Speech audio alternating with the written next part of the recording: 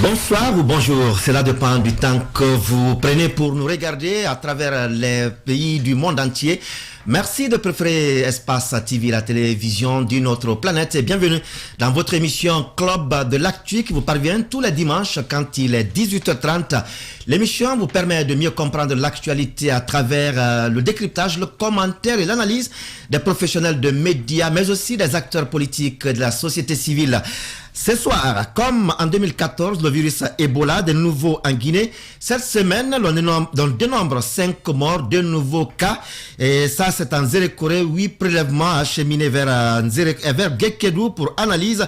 2 nouveaux cas confirmés. Mais le hic, cette fois, c'est qu'à Gweke, on ne semble pas être dans la danse de la lutte contre Ebola. Question à décrypter tout à l'heure. Il faut déjà vous dire que les vaccins étaient attendus cet après-midi, mais par faute de brouillard à Conakry, l'avion a été obligé d'atterrir à Dakar. Comment on perçoit tout cela? La question se pose avec mes invités. Le syndrome de Bis en Guinée, s'il en est un, on peut en parler bien sûr. Il y a le FNDC qui semble emboîter le pas au SLEG, à l'USTG et autres. Hier, un communiqué d'un collectif de jeunes se réclamant des coordinations du FNDC était du côté de la Maison de la Presse pour destituer Abdourahmane Sano et compagnie. Alors, qu'est-ce que le FNDC en pense? Il était annoncé dans ce studio, le nouveau coordinateur, comme on le dit entre griffes, Mohamed Bachir Diallo, mais arrivé, il a décliné l'invitation parce que Abdoulaye Oumou, responsable de la communication du FNDC, quand Abdourahmane Sano est dans ce studio. L'autre question, les premières factures de l'EDG de la SEG créent des problèmes dans les quartiers, mais à la dernière minute, un communiqué de cette structure vient dire aux citoyens de payer les factures fraîches, pas les antérieures. Alors, comment les confrères analysent également cette situation? C'est tout de suite.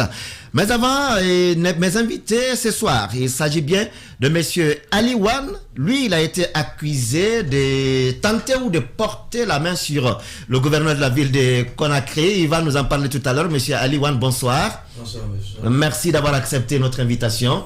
Merci. Abdoulaye Oumou Sow, vous êtes le responsable de la communication du FNDC. Désormais, on va dire branche Abdourahmane Sano. Bonsoir. Bonsoir, je pense que déjà, c'est comme vous l'avez annoncé dans votre intro, c'est le syndrome du bis que vous avez voulu créer comme Alpha. Qu'on n'a pas voulu créer, c'est vous-même. En fait.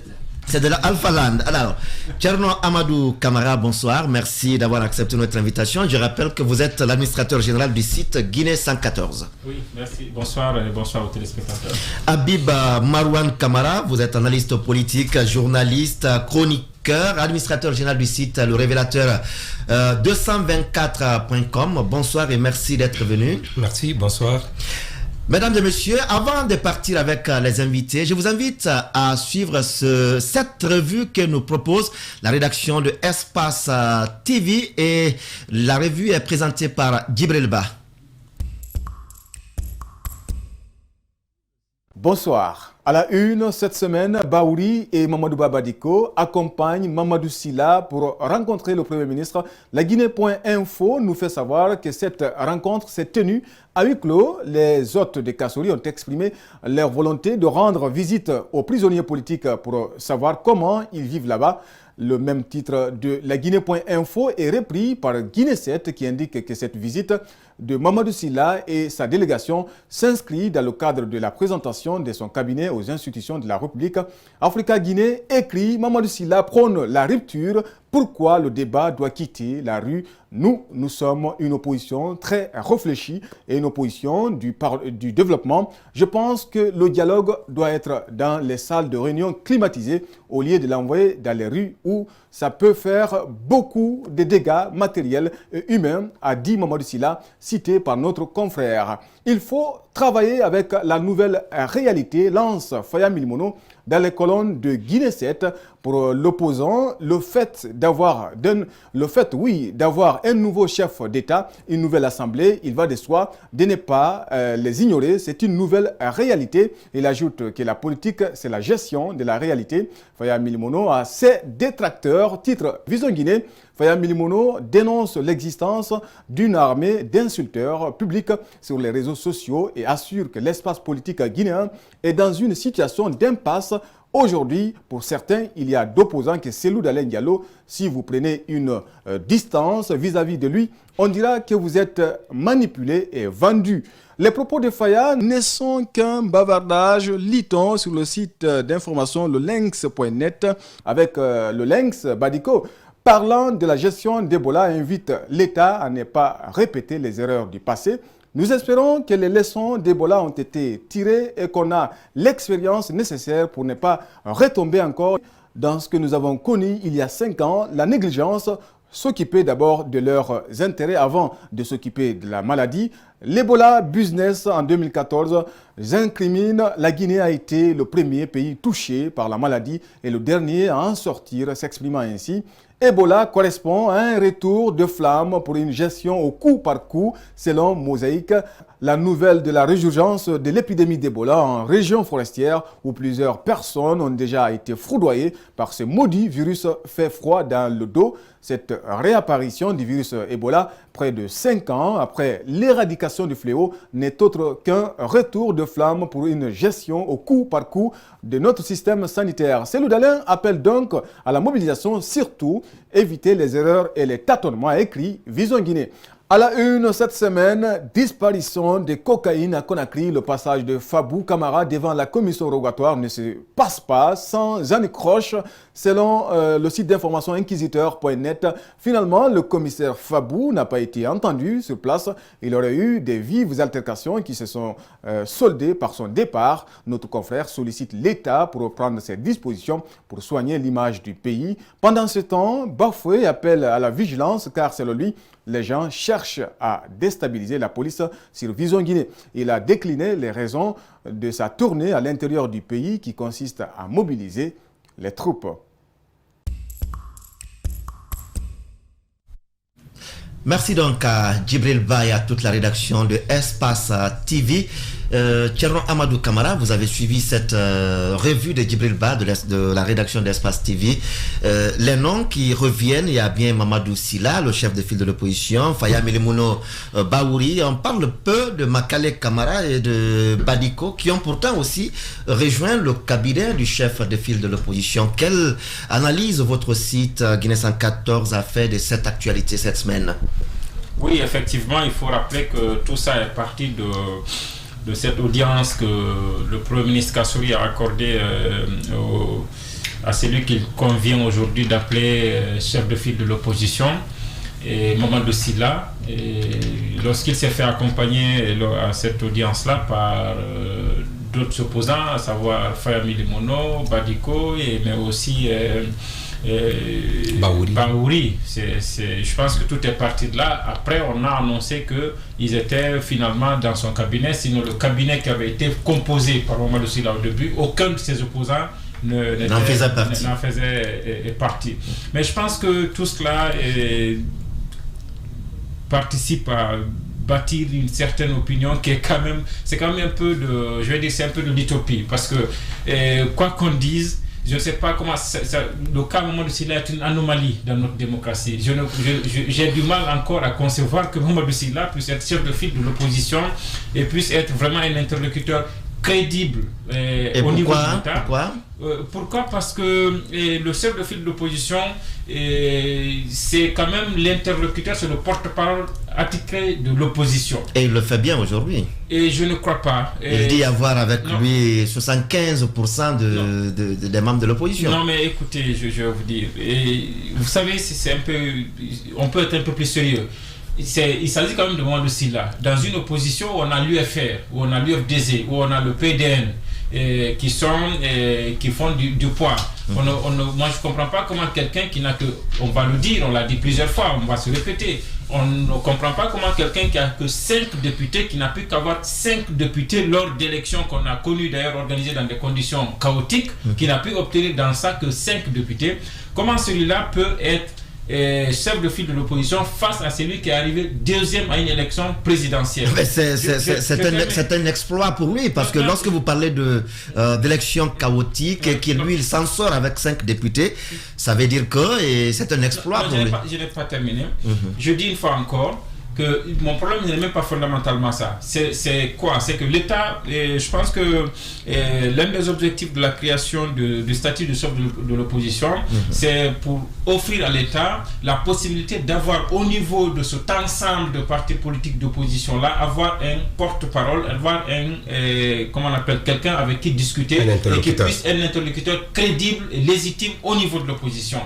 Je ne vois pas comment Mamadou Sylla peut par exemple à la veille d'une manifestation que l'UFDG voulait faire appeler, comment Mamadou Sylla peut dire à Alpha Condé non, tu peux dormir, il n'y aura pas de manifestation et qu'il n'y ait pas de manifestation. Non, c'est un exemple que je donne. Je ne crois pas. C'est pourquoi il a dit qu'il opte pour s'opposer autrement, c'est-à-dire pas de manifestation des rues.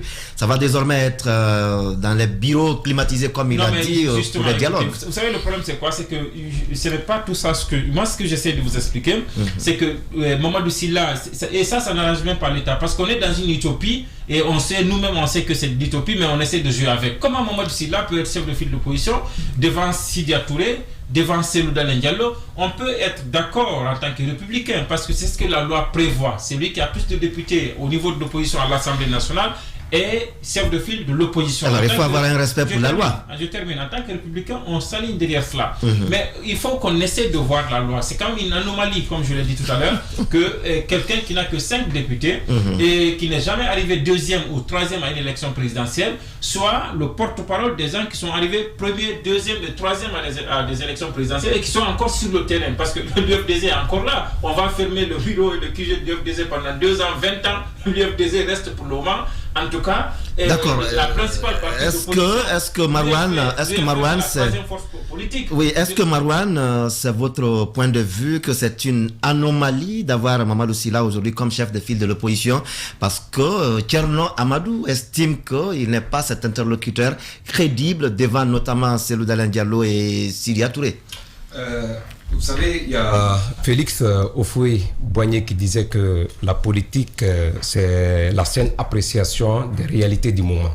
Aujourd'hui, quand on veut parler de réel politique, on ne peut pas défaire le jeu politique ou le débat politique de Mamadou Sylla.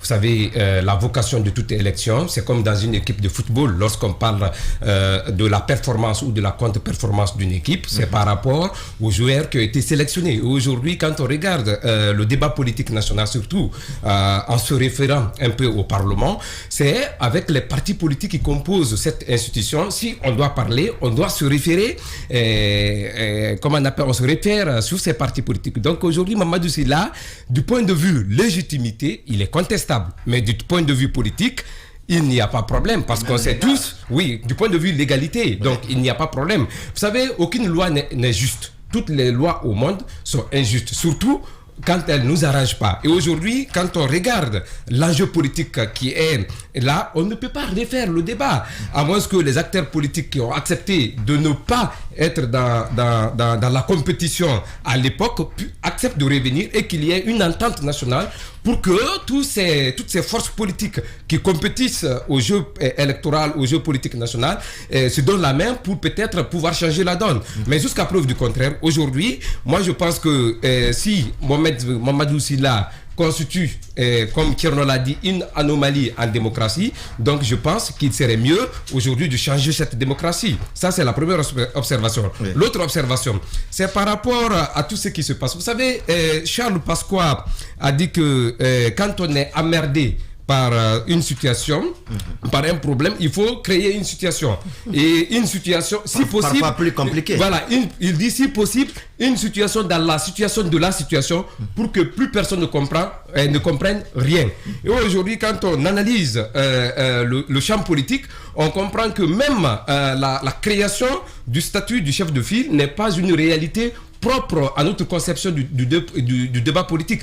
Le statut de chef de file de l'opposition ou du chef de file des partis politiques qui ne sont pas, comment on appelle, au pouvoir, c'est une conception purement anglo-saxonne. Donc, elle ne s'accommode pas. Et d'ailleurs, vous avez vu à l'époque, je suis très surpris de constater que Bahouri, qui à l'époque avait réuni armes et tout pour combattre le statut de chef de file de Cellou Dalein, aujourd'hui, c'est lui qui se retrouve avec les pieds et les mains liés dans cette institution. Et mais puis, il s'exclame avec fierté. Est-ce qu'on ne dirait pas à ce niveau que c'est Alpha Condé qui est en train de gagner parce que son slogan semble aller à tous les niveaux, s'opposer autrement? Et les arguments avancés notamment par Bahouri, il faut quitter la rue, Faya Melemouno, il faut quitter la rue, il faut reconnaître que la nouvelle constitution elle est en vigueur, il faut reconnaître qu'il y a un président de la République élu, il faut reconnaître également qu'il y a une assemblée qui est là, un gouvernement est là, il faut aller autrement. Non, c'est une mauvaise perception. Je vais vous revenir à... C'est une mauvaise perception. D'abord, par essence même, la démocratie, elle est née dans la rue, pas entre quatre murs, pas dans une salle climatisée. Donc, vous regardez, quand on parle de plèbe, quand on parle même de l'agora dans la Grèce antique, c'est parce que la démocratie, elle a trouvé son lieu de naissance dans la rue. Donc, on ne peut pas aujourd'hui contester ou dire que ces partis politiques extra-parlementaires ne peuvent pas faire parler la rue. La rue a donné naissance à la démocratie. Donc, c'est un mauvais procès. Maintenant, vous savez, il y a des escapades des leaders politiques qui cherchent toujours, quand ils tombent, à se relever. Et vous savez, les mots qu'ils utilisent ou peut-être les expressions qu'ils utilisent. Moi, je pense que ce ne sont que des escapades, ce ne sont que des arguments qui ne tiennent pas la route. Aujourd'hui, on a vu hier Bahouri qui avait un discours, c'est tout et autre. Donc on a même l'impression qu'on a affaire avec des hommes politiques qui sont mais qui ont un double langage. C'est paradoxal. D'accord. Alors, Abdoulaye Oumousso, vous êtes responsable de communication du FNDC, le Front National pour la Défense de la Constitution, il faut bien le préciser, de 2010. Aujourd'hui, la nouvelle Constitution, elle est adoptée. Le président de la République, il est dans son premier mandat de la 4e République. Faya Melemouno, membre du FNDC, Bahouri, membre du FNDC, aujourd'hui, qui se retrouve dans le cabinet du chef de file de l'opposition, Mamadou Sylla. Est-ce que un autre pied coupé sous vos membres? Je pense qu'il faut avoir une autre lecture de la situation plutôt. Il faut voir qu'il y a des partis politiques au sein du FNDC qui sont partis et quel sort sera réservé à ces partis. L'avenir nous le dira. Mais comme Marouane le disait, il y a un choix à faire. Quand le débat politique se pose, il y a des choix à faire. Des gens, ils ont fait des choix, à eux d'assumer le choix qu'ils sont en train de faire. Et l'histoire retiendra le choix qu'ils ont eu à faire à un moment donné de l'histoire. À un moment donné de l'histoire, ils se sont dit qu'il va falloir que nous nous opposons à ce qu'une dictature ne s'installe pas dans notre pays. Ils l'ont fait et maintenant, ils ont une autre lecture de la situation. Le peuple appréciera. Ce qui est sûr, ce sont des politiques, c'est eux qui vont à la conquête des électeurs et les électeurs seront appréciés. Les électeurs seront appréciés, oui. Thierry Amadou Camara, vous avez voulu ajouter quelque chose sur ces deux noms qui reviennent, Faya Melemouno, Bahouri surtout. Justement, si ces deux noms reviennent, moi je pense que c'est surtout parce que c'était des gens qui avaient voulu montrer qu'ils étaient des opposants très durs au régime d'Alpha Condé. Et on a vu Bahouri dans son exil en vouloir à Cellou Dalein. Il pense que Cellou était moins dur, n'était pas coriace. Et voir que c'est aujourd'hui lui qui commande par le canal de Mamadou Sylla une audience Kassouri. Et il semble que la semaine qui s'annonce, il devrait être reçu par Alpha Condé pour la présentation du cabinet, mais aussi des mémorandums. Oui. Et c'est paradoxal. Bon, c'est paradoxal dans la vie normale, mais c'est tout à fait normal en politique. Oui. Vous comprenez? Mais c'est que je vais dire, je termine là-dessus. Oui. C'est que il y a deux institutions justement, parce que vous voyez, on est rentré dans la 3e République et je pense qu'il faut qu'il y ait une réflexion profonde. On a quitté la 3e République pour une 4e République, alors qu'on n'avait même pas encore fini de mettre en place les institutions prévues pour la 3e République. On a forcé le passage. On est dans une 4e République où on a des institutions qui ne sont pas des institutions rassurantes. Il y a par exemple une Assemblée nationale, dans des conditions normales, personne ne pourrait être fier de la composition actuelle de notre Assemblée nationale. C'est vous peut-être, mais c'est pas que moi. On a une Assemblée nationale quand même, vous savez ce qui se passe là-bas. Est-ce que vous savez comment la loi de finances initiale 2021 a été votée? Est-ce que vous pouvez demander aux députés, est-ce que un seul a eu, par exemple, la mouture, l'ensemble du budget pour savoir pour chaque département ministériel, par exemple, qu'est-ce qui est alloué à chaque direction ou service pour pouvoir voter? Les gens ont voté sur un projet, comment on appelle ça, un rapport qui leur est présenté. Mais c'est du n'importe quoi qui se passe à l'Assemblée nationale. Ensuite, vous avez l'autre institution qui est le chef de file de l'opposition, où on a quelqu'un qui est moins représentatif sur la scène politique et qui devrait être le porte-parole de l'opposition, alors que les véritables interlocuteurs sont là. D'accord.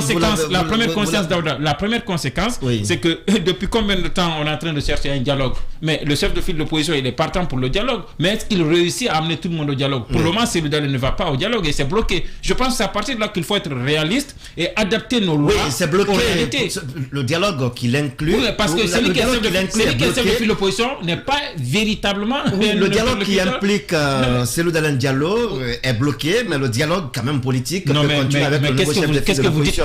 Oui, rapidement pour terminer avant d'aller avec notre vous parlez de quel dialogue politique dans ce pays et dans lequel dialogue politique l'UFDZ ne fait pas partie, et vous parlez de dialogue politique sérieux. C'est une réalité, c'est une réalité, mais aujourd'hui sur le terrain, ceux qui sont aussi dans cette dynamique de trouver un dialogue, ce sont aussi des opposants. Oui, mais bon. Non, mais attention, aujourd'hui, je pense qu'il ne faudrait pas qu'on cherche à amalgamer, ni à créer de la confusion là où la confusion n'a pas sa place. Lorsqu'on parle d'un dialogue politique sans l'UFDG, sans l'UFR, sans le PEDN, aujourd'hui en Guinée, on ne parlera plus de dialogue politique, on parlera plutôt de causerie ou de bavardage entre copains. Parce que la réalité est que l'opposition, le tiraillement qui existe aujourd'hui, ce n'est pas entre Alpha Condé, ce n'est pas entre le RPG, puisqu'il ne faut pas personnaliser le débat, il faut aller sous l'angle institutionnel, ce n'est pas entre le RPG et l'UDG de Mamadou Sylla, c'est plutôt entre le RPG et l'UFDG de Cellodal. Donc, pour qu'il y ait entente, pour qu'il y ait paix dans ce pays, je pense que on ne peut pas faire le dialogue sans Cellodal. On va revenir sur un autre aspect politique tout à l'heure, mais avant, on va aborder cette autre question. Il y a déjà plus de 4 semaines que les machines ronronnent dans les différents quartiers, dans les différents secteurs de Conakry et même dans le Grand Conakry. C'est bien l'opération de déguerpissement, mais le cas qui a le plus retenu les attentions, c'est l'étape de la SIG Madina, où on a estimé que c'était un bastion du RPG Arc-en-Ciel. Donc, nul n'oserait arriver là pour démolir même une case ou un hangar. Mais Ibrahima Kourouma et son équipe avec le gouverneur de la ville de Conakry ont osé, ils sont allés. Un nom revient. Aliwan, est-ce qu'il a tenté de porter main sur le gouverneur? Et on le reçoit aujourd'hui sur ce plateau pour en parler. Mais avant, on va suivre ce reportage de Alcéine Ibari qui a couvert cette étape de déguerpissement. C'était bien le mercredi. On revient juste après pour en parler avec monsieur Aliwan. Toujours la même scène, les citoyens aux abois, les autorités déterminées à tout dégager. Aujourd'hui, nous sommes à la SIG de Madinon, l'école primaire Cité 2, à l'usine Tafagui et alentour. Boutiques, conteneurs, maisons, magasins de pièces détachées, Ibrahima Kourouma et sa détermination à tout démolir rasent tout sur son passage. Contrairement à ce que beaucoup pensaient, il était attendu à la SIG Madinon et il vient de relever le défi. En faisant la SIG, ce n'est pas donner un signal. Non, la SIG fait partie de Conakry. La SIG est un quartier comme tous les autres, ce n'est pas un signal qu'on donne. La SIG, Dixine, Matam, pareil pour le président de la République, pareil pour nous. La mission que nous avons, nous la faisons de façon très claire et de façon très honnête pour éviter que l'un et l'autre se sentent brimés. Ici, comme il fallait s'y attendre, certains citoyens veulent en découdre avec le ministre de la Ville et de l'aménagement du territoire. Ils ont du mal à comprendre l'initiative. Ibrahima Kourouma sera extirpé par les forces de l'ordre et de défense fortement présentes. Ce jeune se lâche et exprime sa verve avec force. Lui et bien d'autres seront embarqués de force dans les pick-up. Devant notre caméra, le ministre tente d'atténuer la situation. Ce n'est pas une protestation contre le déguerpissement, il faut que ce soit très clair. Les gens, ils ont fait une doléance pour qu'on les permette, puisque eux-mêmes ils ont déjà commencé la démolition. Ils ont commencé à monter des murs à partir des limites là où la limite est indiquée. Ils ont souhaité que nous acceptions de laisser prendre cette journée pour terminer eux-mêmes les démolitions et la montée des murs. Pour une fois, le ministre de la Ville et le gouverneur reculent. Des commerçants n'ont pas fini de faire sortir leurs marchandises. Il faut attendre. Ils ont 24 heures de plus. Mais puisque nous avons commencé, vous avez vu certaines boutiques qui ont été déjà attaquées et il y avait la marchandise dedans.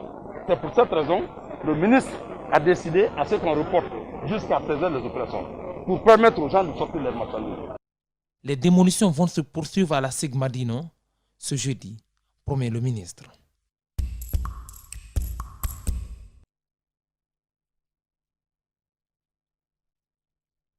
Plateau après cet élément de Alseini Bari sur le déguerpissement Ali Wan. Oui. Vous êtes commerçant, oui. Vous êtes à la SIG Madina et de ce côté, votre nom est revenu. On a estimé que vous avez tenté de porter main sur le gouverneur. Qu'est-ce qui a été tout cela le mercredi?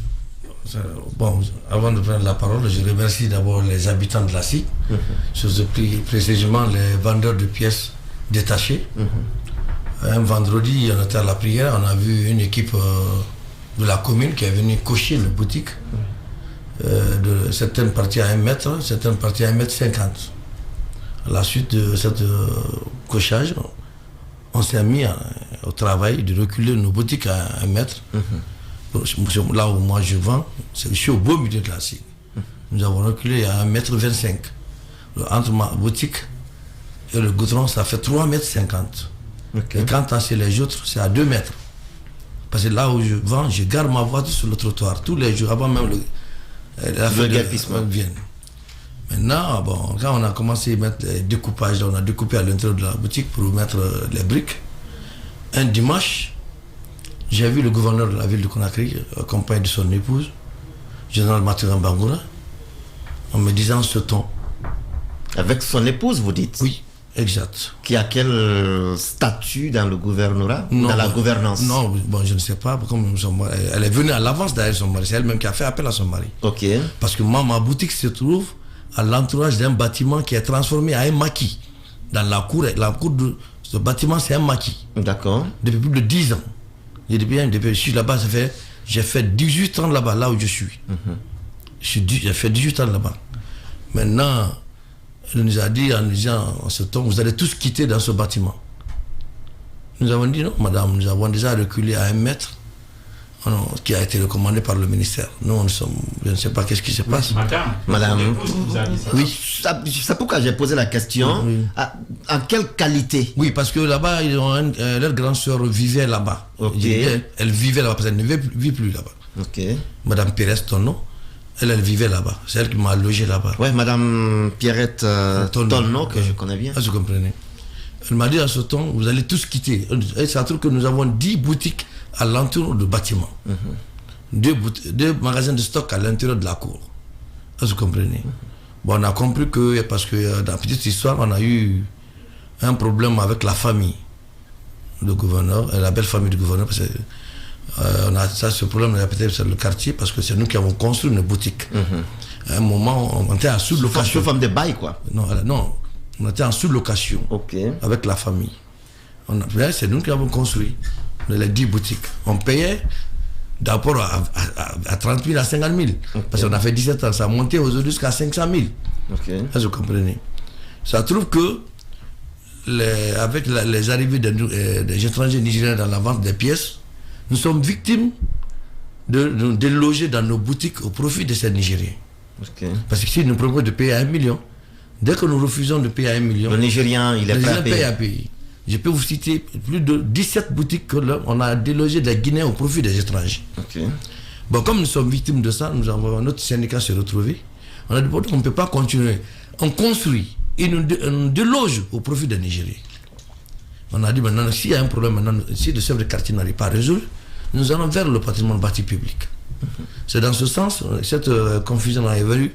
On est parti chez le chef de quartier, qui était Guercheux à ce moment, a intervenu 2 fois, 3 fois par fini. Il était fatigué parce que chaque fois, on augmente 100 000. Le bâtiment est payé à l'État à 150 000 francs. Ok. Et vous payez 500 à 600 000. 600 000 francs sur chaque boutique. Vous imaginez jusqu'à 350 000. Vous voyez, non? Ça veut dire que si tu as 10 boutiques, imaginons 3 millions et quelques. Donc, si on comprend bien, à l'origine, ce bâtiment, il appartient à l'État. À l'État. D'accord. 100%. Avec d'autres exploitants. La famille du gouverneur. Sa belle famille. Sa belle famille Ok. était dans la cour. Mais là où je vous parle, la cour était déjà à un maquis. Je vais vous donner des images. Ok. C'est un restaurant qui est à l'intérieur maintenant. J'avais dit tout simplement qu'on a le même droit, on exploite le lieu de l'État pour nos gains, pour nos intérêts communs. Oui. Là, vous comprenez. La dame, la femme du gouverneur, on a eu un autre contrat quand on a tiré, on est parti au patrimoine bâti public. Patrimoine bâti public, on a été reçu par le chargé des boutiques qui s'appelle Alage Oumar Traoré, qui a refusé le dossier. Il a dit non, allez-y, réglez le problème là au quartier. Moi, je ne vais pas parce que vous avez fait le contrat sans nous. Nous ne pouvons pas rentrer dans cela. Au final, si je vous explique quelque chose qui est à la base réelle de ce problème. Oui.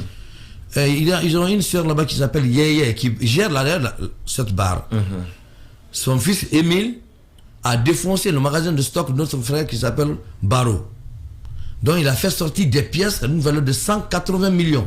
Par infraction. Par infraction. Il a été arrêté par la gendarmerie de Madina. Moi, je n'étais pas à Conakry. Mais à 5 jours après, je suis rentré à Conakry. Le petit était emprisonné. Ils étaient 2 en prison. Je suis parti à la gendarmerie. On m'a expliqué. Je vois que les faits sont là, les pièces sont là, ça a été arrêté avec le petit. Mais comme nous avons fait déjà tant d'années avec cette famille, je ne peux pas accepter qu'on envoie le petit en prison socialement. J'ai demandé au commandant Bellone. Il m'a dit, bon, va voir le chargé de dossier, de me remettre le petit à ma disposition. Ok, vous allez régler cela en guise de reconnaissance vis-à-vis de la famille. Ok. Est-ce que vous avez compris? C'est ainsi, j'ai récupéré les 2 petits qui étaient emprisonnés. Ce jour-là, leur PV était déjà fait. Difficilement, la gendarmerie a cédé. J'ai dit bien, difficilement. Mais comme toujours le social domine chez nous, le commandant a dit, bon, faire un engagement écrit. J'ai fait un engagement écrit. J'ai récupéré le petit. Il y a les 2 boutiques de notre confrère, la Baro, a été mis pour le remboursement de ces 180 millions. Est-ce que vous avez compris? Oui. Maintenant, qui doit faire des actes 10 ans à 15 ans. Je signale bien. 10 ans à 15 ans. Parce que si tu prends 500 000 francs multipliés par 10, ça fait 6 millions. Oui. 6 millions. Fois 10, ça fait 70 millions. Alors, ça fait faire dans les 10 ans à 15 ans. Oui, il ne paye pas. Il ne paye pas. Vous allez récupérer dans la location. Oui. Bon, au cours de ce temps-là, la famille ne supporte plus. Ils ont demandé pour que Baro quitte. C'est le dossier là qui est parti sur le chef de quartier. Ça trouve que nous les autres, nous sommes en avance de paiement de 1 an, 6 mois. Quand le chef de quartier a reçu le dossier, il dit non, mais je ne peux pas traiter le dossier là. Et tant qu'ils sont en avance de paiement. Alors, si on comprend bien votre narration, aujourd'hui, vous êtes victime de règlement de compte de la part de monsieur le gouverneur. De monsieur le gouverneur à travers sa épouse. Exact, c'est pour ça que je vous donne la petite histoire. Vous l'avez giflé. Moi, je ne me suis jamais rencontré. Le gouverneur m'a trouvé à la SIC devant tout le monde. Ok. Le dimanche, il a parlé pendant 30 minutes auprès de moi. C'est moi-même qui a demandé, Excellence, s'il vous plaît, rentrons dans la cour. Ok. Moi, je suis bien éduqué. Mon éducation ne me permet même pas de répondre à un chef devant le public. Alors, aujourd'hui, les boutiques, magasins sont cassés. Est-ce que ça a mis un terme maintenant à maintenant, voilà justement. Il y a encore des problèmes. Laissez-moi, il y a un problème. Laissez-moi. Oui, il y a une question de temps aussi. Maintenant, il y a un problème. Oui. Nous avons tiré le problème. Le patrimoine bâti public nous a délivré nos contrats, les 10 boutiques. Je vous montre les documents sont là. Le contrat est là. C'est 10 mois signé par le directeur, M. Yayo. Ok. Mohamed Yayo. Maintenant, nous payons au compte de l'État nos boutiques. Maintenant, à partir du dégrissement des empires là, monsieur le gouverneur est venu nous trouver le dimanche. Il dit c'est une occasion pour moi de vous faire quitter définitivement le lieu. Il vous l'a dit de vive voix. 100%, il sait que je suis un homme de d'honneur, je ne mens pas. Okay. Je n'ai pas peur, on me connaît moi. Mon nom répond à mes actes. Là, je ne mens pas. Vous comprenez? Oui. Quand vous dites mon nom répond à mes actes, tout le monde le sait, Ali Wan. Chedna Ali. Voilà, Chedna Ali. Voilà, comme vous le dites. Maintenant, il s'est adressé à moi en public, mais ce qui m'a touché, véritablement, il n'a pas voulu le répondre devant. Il me l'a dit. Ici, ce n'est pas pour le RPG, ni pour le professeur Alpha Condé, ni pour Lansana Conté. C'est un domaine de l'État. Société immobilière de Guinée. Ce qui veut dire que cet État, c'est vous, c'est lui, c'est sa femme. Maintenant, si lui, il me dit ça, en tant qu'autorité, et lui se permet de démolir, ça veut dire que c'est pour lui, en ce moment. Ça me met hors de moi. Oui. Sans nous prévenir, même à une lettre quelconque, pour nous dire, bon, ici, nous allons démolir, quitter. D'accord. Pour un respect de préavis, ni par le chef de quartier, ni par n'importe quelle autorité. Est-ce que vous comprenez? D'accord. Oui, Thierno Amadou Camara, une question. Oui, monsieur. Non, pas une question. Je pense que c'est suffisamment déjà expliqué. Oui, la dernière question que j'ai voulu poser à monsieur Ali Wan avant de le libérer, et on va continuer les analyses entre nous. Et aujourd'hui, qu'est-ce qui est prévu? Comment vous êtes en train de vous refaire à la SIG? Nous avons porté plainte vers les autorités compétentes. Contre le général Mathurin Bangoura pour l'abus d'autorité et vengeance. C'est très clair. Ok. Pour quel tribunal? Bon, le tribunal, notre huissier est parti sur le terrain, qui est en train de faire le travail. Pour le moment, nous partons vers le gouvernement pour montrer. Parce qu'à l'avance, nous avons adressé une lettre à Yahya pour lui dire que nous avons été alertés par le gouverneur qu'il allait démolir à 2 jours. Parce que c'est que vous entendez que j'ai frappé le gouverneur, ça a été dit dans les réseaux sociaux 2 jours avant que la machine rentre à la SIG. Donc c'était une déviation. C'était une déviation pour le peuple. Et nous avons déjà reçu par l'intermédiaire de nos encadreurs pour dire que la machine va rentrer à la SIG jusqu'à la sortie. Il n'y aura pas de révolte. Parce que c'est un jour sensible au président de la République. Mais qu'est-ce qui a conduit à cette altercation qu'on a vue? Mais cette altercation-là... Oui, on a vu ça dans... Non, moi je vais vous expliquer. C'est très clair. Oui. Ça c'est la SIG. Mais comment ça s'est passé? Monsieur Kourouma et le gouverneur sont venus trouver qu'on a déjà découpé nos magasins. On a coupé, monté les briques. Oui. Quand la machine casse, vous-même vous voyez. Je vois, quand la machine tombe, il fait tomber tout entier. Ok. Au lieu qu'il coupe la partie qu'on a enlevée, il a fait tomber entièrement la boutique. M. Kourouma a demandé maintenant au gouverneur, comme ils ont déjà fini de découper, on les donne 4 heures pour gérer. Ça n'a pas plu un peu au gouverneur. Au départ, il a dit bon, non, laissez-le 4 heures de temps. D'ici 16 heures, la machine va commencer à dégager les débris. Est-ce que vous comprenez? On a un confrère là-bas, Ablaï Gallo, a répondu le gouverneur. Bon, c'est là, c'est ça. D'accord. Maintenant, les gendarmes ont voulu l'attraper. Alors, sinon, il n'y a pas eu d'incident. On souhaite. Tout le monde est resté serein et il n'y aura jamais d'incident à la SIG. Là, je vous promets. On souhaite vraiment qu'un terrain d'entente soit trouvé pour éviter les règlements de compte à la SIG. Oui, mais nous sommes victimes déjà de 10 boutiques sont parties. Et nous demandons à les autorités guinéennes de tout faire, de nous donner l'attitude de mettre nos boutiques à leur place. Nous ne voulons pas de problèmes. D'accord. On souhaite que la vengeance ou les règlements de compte ne prennent pas le dessus dans ce dossier.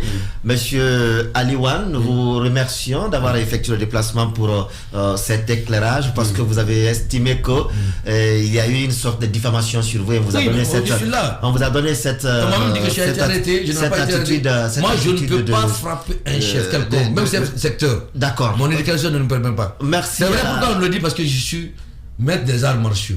J'ai voulu m'installer avant les actes. D'accord. Je suis directeur technique d'une fédération des sports de combat. D'accord.